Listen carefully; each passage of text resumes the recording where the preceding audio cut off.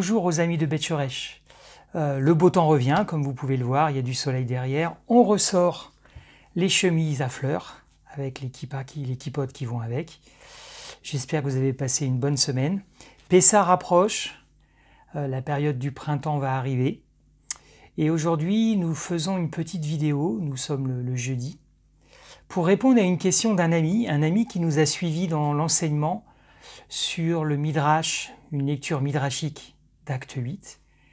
Cet ami qui nous suit écrivait dans les commentaires qu'il était en pleine recherche, qu'il était en train de redécouvrir ses racines hébraïques, les racines d'Israël, mais qu'il ne savait pas par où commencer. La question se pose effectivement, comment on peut commencer à retrouver ses racines par rapport à Israël? Aujourd'hui, comme vous l'avez vu dans le titre, tout dépend d'un acte et un seul acte, cet acte, acheter un calendrier. Peut-être vous vous demandez, je ne vois pas le rapport entre un acte d'achat, en plus un calendrier, et la démarche, le cheminement par rapport aux racines d'Israël. L'objectif de cette vidéo est justement de comprendre cela. C'est pas très intuitif. Le premier acte le plus important n'est pas forcément d'étudier pendant des heures, de poser beaucoup de questions, de faire des études, mais c'est un acte tout simple, un acte qui ne coûte pas très cher. Il suffit d'avoir 2-3 informations, de se déplacer ou d'utiliser une carte de crédit, de passer une commande pour obtenir cet objet, un calendrier hébreu. Je remercie d'ailleurs mon ami Fernand, mon fidèle ami Fernand, qui depuis des années et des années, lui ainsi que sa femme, m'offre toujours un calendrier au mois de septembre, depuis des années. Et je vous remercie parce que grâce à vous, je peux continuer mon cheminement. Mais la question se pose, qu'est-ce que tu nous racontes? Le calendrier, c'est une chose matérialiste, ça. Voilà, c'est vraiment pas important. Je voudrais continuer l'étude en remerciant deux personnes qui m'ont ouvert les yeux et qui m'ont permis de répondre justement à la question de cet ami qui a écrit dans ses commentaires. Parce que je me suis posé la question, c'est vrai, par où on peut commencer? On a beaucoup parlé d'Abraham, du terme des Hébreux.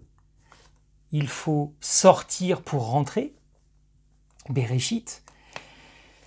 Mais en fait, c'est pas ça la réponse. C'est pas ça. Pour découvrir vraiment les racines d'Israël, ça commence pas par Abraham. On verra pourquoi. Ça commence par autre chose. Et je voudrais remercier le Razan Steven, du TMPI El Bethel, qui a fait, il y a bientôt presque 15 jours maintenant, qui a fait un drash, une étude sur Rosh Chodesh. Et je voudrais aussi remercier Tamar Schwartz, qui m'a aidé à ouvrir les yeux justement pour aller jusqu'au bout de mon étude sur Rosh Chodesh. Donc, commençons concrètement avant Pessah, quelques jours avant Pessah, quelques heures, si vous comptez les heures. Commençons notre étude pour répondre à cette question.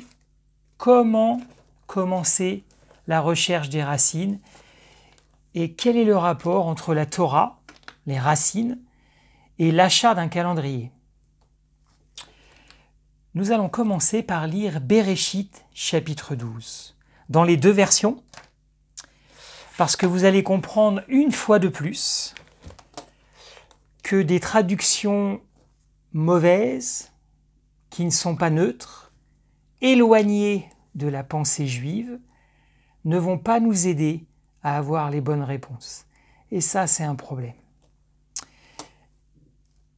Si vous n'êtes pas convaincu, n'hésitez pas à réécouter ou à écouter l'enseignement sur la lecture midrashique d'Acte 8 que vous pouvez trouver sur El Bethel, mais aussi sur Bet Shoresh, il y a une quinzaine de jours, et vous comprendrez l'importance d'une version de texte proche de la pensée juive, et pas dans la pensée grecque ou autre pensée. Exode, chapitre 12, Shemot, chapitre 12, verset 1. Et écoutez bien.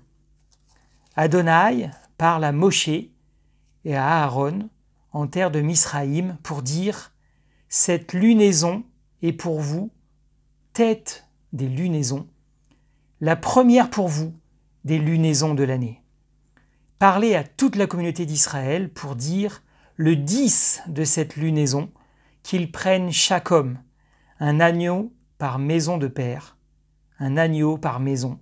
Si la maison est insuffisante pour être d'un agneau, qu'il le prenne avec son voisin, proche de sa maison. À concurrence des êtres, chaque homme, à bouche de son manger, concourra pour l'agneau. Ce sera pour vous un agneau intact, un mâle fils de l'année. Vous le prendrez parmi les ovins et parmi les caprins. Ce sera pour vous une garde jusqu'au 14e jour de cette lunaison. Le 14e jour, le 14 Nissan. Dans la pensée hébraïque, on parle de lunaison. Dans beaucoup d'autres versions, ce n'est pas le mot lunaison. Je lis dans d'autres versions. Dieu, l'Éternel, ça dépend des versions, dit à Moïse et à Aaron au pays d'Égypte, Mitzraïm, c'est le pays d'Égypte, qui veut dire les enfermements, au pluriel. Ce mois sera pour vous en tête des autres mois. Peut-être dans votre version, peut-être depuis des dizaines d'années ou des années, vous lisez ce passage, Pâques approche, peut-être vous-même vous faites un prêche, vous parlez le jour de Pâques, moi je l'ai fait aussi dans la pensée grecque, et je lisais le mot « moi ». Eh bien non, c'est la lunaison. C'est le mot « lune » qui est au centre de tout. Et vous comprenez maintenant la photo qui est en page de garde de cette vidéo. Voilà pourquoi il y a une lune. Ce n'est pas de l'idolâtrie, c'est que la lune est partie prenante de l'identité d'Israël. Je ne vais pas rentrer dans les enseignements du Midrash, du Talmud, sur la création des deux astres et pourquoi les deux astres ne sont pas de taille égale, le soleil et la lune. Les sages d'Israël ont enseigné là-dessus. On pourra revenir peut-être un jour là-dessus. Ce n'est pas l'objet de l'étude, mais il faut savoir que les deux astres font partie intégrale de la pensée hébraïque, des premiers récits, des premières lignes que vous pouvez lire en Béréchit. Donc ce n'est pas n'importe quoi, le soleil et la lune. Et ici, qu'est-ce que l'on apprend? Tout commence au verset 1 d'Exode 12. Qu'est-ce qui commence? La construction du peuple. La pensée d'Israël enseigne qu'ils sont rentrés en tant qu'individus en Égypte, mais qu'ils sont sortis d'Égypte en tant que peuple. Et ça, c'est fondamental. La notion de peuple qui sort est fondamentale et vous ne pouvez pas comprendre Pessah si vous ne comprenez pas cette notion. Qu'est-ce que ça veut dire? En lisant ce passage de Shemot 12, nous apprenons qu'avant Shemot, chapitre 12, on ne parle pas du peuple. On parle d'individus. Pensez du premier chapitre de Béréchit jusqu'à Shemot 11, verset 10. Le centre, ce sont les individus. Alors on commence avec un individu, et puis un deuxième, et puis ils ont des enfants, ils ont une descendance. Il y a des choses qui se passent plus ou moins bien. Il y a même un déluge qui va remettre d'une certaine façon les compteurs à zéro au niveau de la création. Et on parle beaucoup d'individus. Il y a des histoires de frères et de sœurs, de frères qui se haïssent, de frères qui se fâchent et qui se réconcilient sur la tombe du père, les actions des pères, des femmes, des concubines, des enfants qui ne sont pas toujours traités de la bonne façon, des choses qui se transmettent d'individu en individu. On en arrive à former des familles, des clans qui vont se disperser quelquefois, se séparer, et qu'on retrouve quelquefois ces séparations encore à l'heure actuelle. Ce sont les individus. Et puis en Misraïm, vous avez des tribus. On va arriver petit à petit à des familles, des tribus qui vont se former, des membres de tribus. On ne parle pas encore de peuple. Et c'est à partir de Shemot chapitre 12 que tout va changer et que, à partir de Nissan, un peuple va se former et ce peuple existe toujours. Il y aura d'autres vidéos sur Pessah et vous comprendrez l'importance du peuple. Mais à partir de Shemot 12, le processus de création du peuple se met en place. Et quel est le mot magique, le mot puissant de Shemot chapitre 12? C'est le mot lunaison. En fait, c'est ça. C'est la lune qui va déclencher indirectement le processus de création du peuple. Cette lune que vous retrouvez dans les astres de Béréchit. Et un jour, on étudiera la pensée des sages. Pourquoi la lune est plus petite que le soleil et tous les enseignements qu'il y a derrière. Mais qu'est-ce que l'on apprend? À partir de Shemot chapitre 12, les Hébreux vont construire leur identité à partir du calendrier lunaire. C'est à partir du calendrier lunaire que va se construire l'identité, et la Torah est claire. Ce sera pour vous. Cette lunaison est pour vous. Pas pour moi en tant qu'individu, pour vous en tant que peuple et en tant que toutes les personnes qui s'attacheront à ce peuple. Maintenant, vous comprenez l'importance de ce calendrier. Ce calendrier que je tiens dans les mains, merci Fernand et Marie-Ève. Ce calendrier est bâti sur Shemot chapitre 12. Et de génération en génération, c'est toujours la même chose. Maintenant, vous comprenez pourquoi l'acte fondateur, si vous voulez entrer dans les racines d'Israël, c'est l'achat du calendrier. Mais vous pourriez me dire, Fred, quand même, en étudiant la Torah, tu nous as beaucoup parlé dernièrement d'Abraham, un Hébreu sortir pour rentrer dans une identité, et Isaac et Jacob. Donc, moi, en tant qu'individu, je suis important, donc le calendrier, c'est peut-être une étape suivante. Vous allez comprendre que non.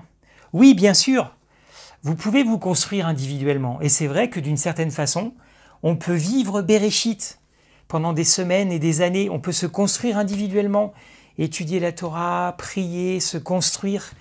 Mais vous serez toujours un individu dans la recherche, dans le cheminement. Pour répondre à la question de mon ami qui nous a suivis, il faut passer à une étape supérieure maintenant. Nous devons, nous aussi, nous construire et intégrer un peuple.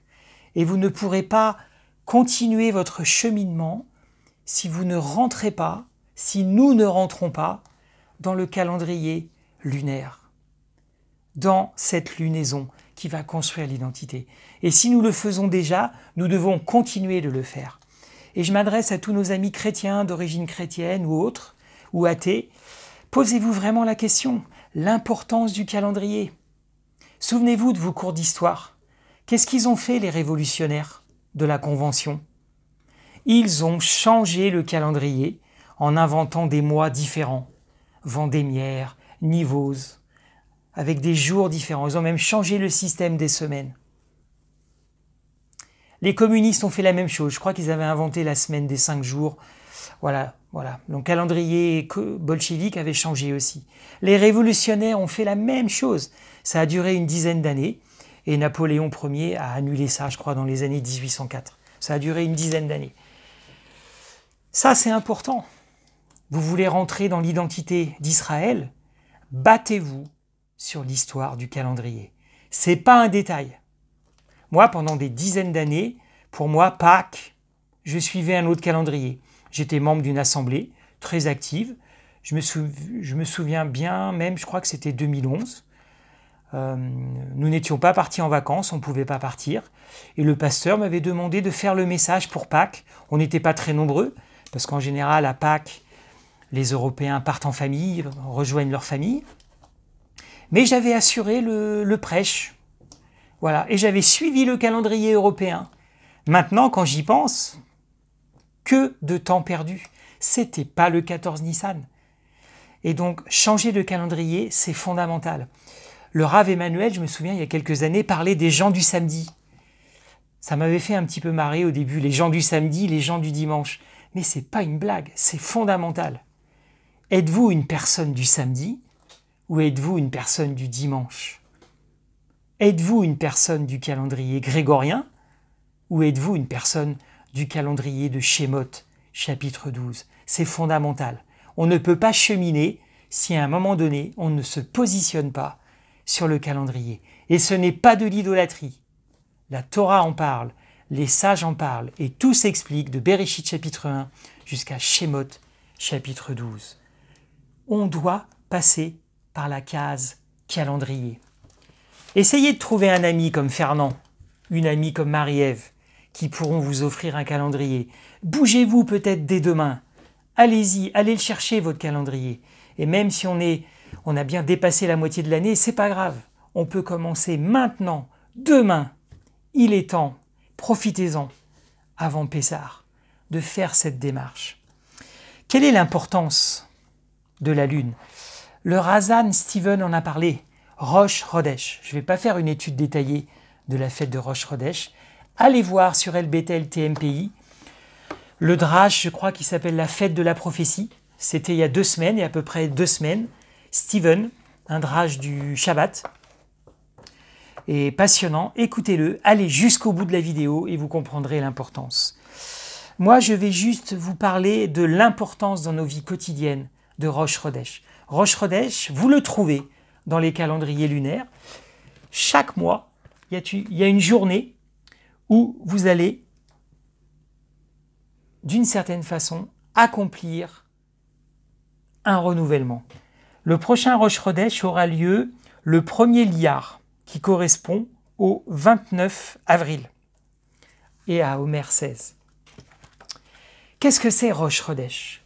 Selon Tamar Schwartz, Rosh Chodesh, c'est la fête du renouvellement. Et il faut comprendre qu'en instituant la lunaison, une fois par mois, l'Éternel, Adonai, nous demande de nous remettre en question une fois par mois. Tamar enseigne qu'on ne pourrait pas le faire tous les jours. Je ne sais pas si vous êtes dans la psychologie, si vous êtes dans la remise en question, mais honnêtement, se remettre en question tous les jours, dès qu'on se lève, c'est quasiment impossible. On est pris dans le mouvement, on est pris dans les choses, c'est même pas réaliste. L'attente n'est pas de se remettre en question chaque jour. L'attente, c'est peut-être régulièrement. Et en fait, Rosh Chodesh, la lunaison, ça nous sert à ça. Une fois par mois, nous sommes appelés à nous remettre en question, à regarder notre mois passé, comment ça s'est passé par rapport au péché par omission, par rapport au péché dont on n'a même pas conscience, et puis de refaire le point. Voilà, ça c'est salvateur. Voilà, on connaît Yom Kippour, mais connaissez-vous Rosh Chodesh? Moi j'ai décidé maintenant de le mettre en pratique. Ça fait des années que je suis dans le cheminement et honnêtement, j'étais complètement passé à côté de cela. Une preuve de plus, dans le culte synagogal de la synagogue, il y a une prière spécifique pour Rosh Chodesh. Rosh Chodesh, ce sont des mois de renouvellement. Et Tamar a donné cette phrase que j'ai beaucoup aimée. Les mois renouvellement sont des mois qui s'insèrent dans une année répétition. En fait, les années sont des années répétition. Ce sont des cycles. Et c'est ça rentrer dans la pensée d'Israël. Il y a 2 mots-clés maintenant pour nous. Les mois renouvellement, on se renouvelle chaque mois, et vous le verrez dans le calendrier, dans des années à répétition. Et vous retrouvez les parachutes, le calendrier d'études. C'est une répétition, mais chaque fois c'est nouveau. Chaque fois, on apprend quelque chose de nouveau. Pour vous convaincre de l'importance de ce renouvellement, je vais vous lire la prière qui vient du Sidour Ahavat Olam, page 58, 57, 58. Je vais vous lire la bénédiction et vous allez comprendre ce qui se passe en tant que communauté. Et vous allez comprendre pourquoi la lunaison, c'est le début de l'identité en tant que peuple. Et que donc, si vous voulez comprendre, attraper vos racines, on peut attraper les racines dans la main, on doit passer par cette étape. Le jour du Shabbat, précédent Rosh Chodesh, une bénédiction spéciale est prononcée pour la nouvelle lune.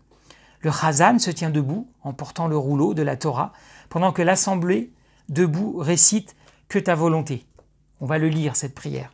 Prière répétée ensuite par le Chazan. Ça c'est important. C'est la communauté en premier qui récite et le Chazan ensuite. Si vous suivez le TMPI et le Bethel, vous savez que souvent c'est le contraire. le collectif est plus important que l'individuel.